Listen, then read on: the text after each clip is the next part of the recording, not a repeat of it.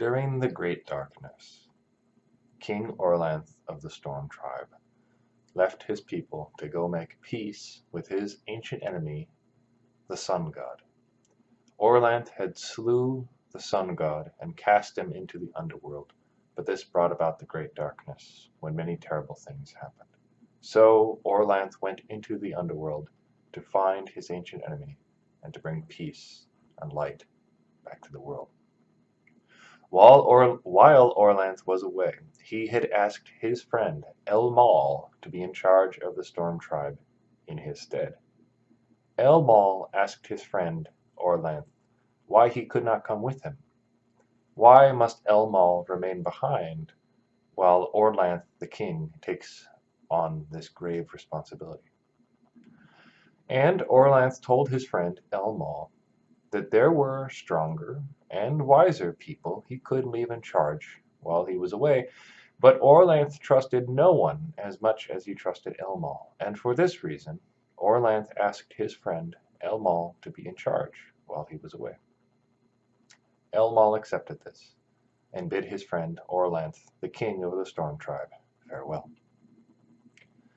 Now, many horrible monsters in the wilderness learned that the strong king, Orlanth, the dragon slayer, the ruler of the Storm Tribe, was away, and they grew emboldened by this, and they wanted to strike at the Storm Tribe in this moment of weakness. And so they sent many horrible chaos monsters to assault the Storm Tribe. And many wicked creatures came, like the Jack of Bears and the Singer of Swords. But none of these creatures, these horrible chaos monsters, could defeat Elmal. And Elmal always protected the Storm Tribe and the people Orlanth asked him to defend. And even if Elmal was ripped into shreds, torn into a million little pieces, he always found a way to knit himself back together at the new dawn. So the chaos monsters retreated, and they said to themselves, "We cannot face Elmal so openly in battle.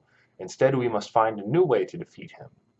And so they conspired, and they decided to trick Elmal with a new chaos monster.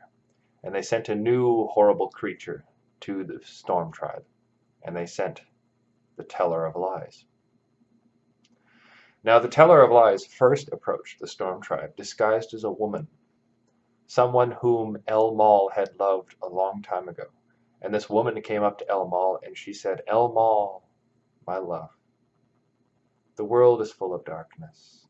Your king Orlanth has slew the sun, and thus there is no rising light anymore. And you are the only light in this darkness. So please come away with me.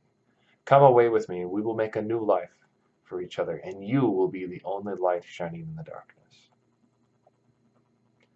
Elmal was obviously tempted by this, and with tears in his eyes he said no to the woman he had loved.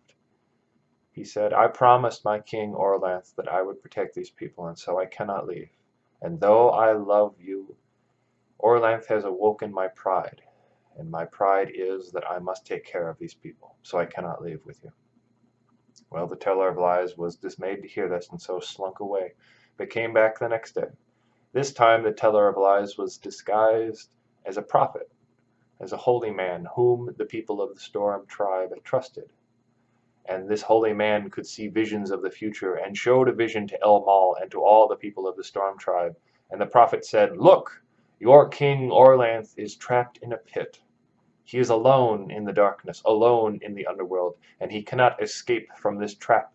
And so, Elmal, you must be the king. You must take the crown and take the robes and take the scepter, and you will be the king to protect the Storm Tribe now."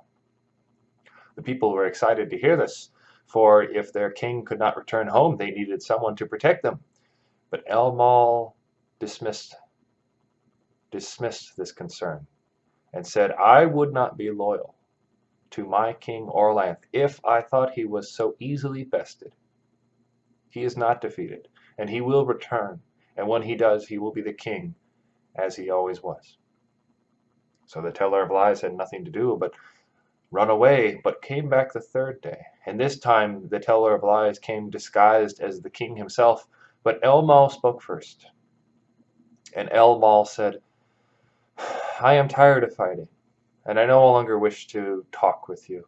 I know what you're here to do, and I know what you and the horrible chaos monsters want, and I'm just weary of battle, so please, do whatever you want. I don't care anymore. I've no more interest in fighting. Well, the Teller of Lies was very excited to hear this, and so the Teller of Lies grabbed Elmal and gobbled him up and ate him entirely. And now Elmal was stuck inside the belly of a horrible chaos monster, and inside the belly of that beast, Elmal found nothing.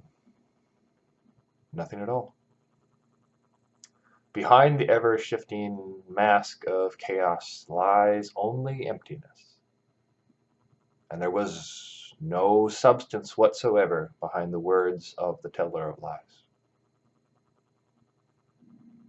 Armed with this knowledge, Elmal found it effortless to burst forth from the belly. And so he did. And he slew the chaos monster. And the people of the Storm Tribe rejoiced because their brave defender had protected them once again. A few days later, King Orlanth did return from the underworld. King Orlanth, the Dragon Slayer, did return to the Storm Tribe and asked his friend Elmal the Loyal what all had happened. And Elmal told him. And Orlanth was pleased to hear this, and he was very happy that he had trusted his friend.